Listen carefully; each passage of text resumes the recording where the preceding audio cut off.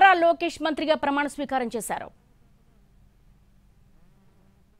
నేను శాసనము ద్వారా నిర్మితమైన భారత రాజ్యాంగం పట్ల నిజమైన విశ్వాసం విధేయత చూపుతానని, భారతదేశ సార్వభౌమ అధికారాన్ని సమగ్రతను కాపాడుతానని, ఆంధ్రప్రదేశ్ రాష్ట్ర మంత్రిగా నా కర్తవ్యాలను శ్రద్ధతో అంతర్గత శుద్ధితో నిర్వహిస్తానని, భయం గాని పక్షపాతం గాని రాగద్వేషాలు కానీ లేకుండా రాజ్యాంగాన్ని శాసనాలు అనుసరించి ప్రజలందరికీ న్యాయం చేకూరుస్తానని దైవ సాక్షిగా ప్రమాణం చేస్తున్నాను.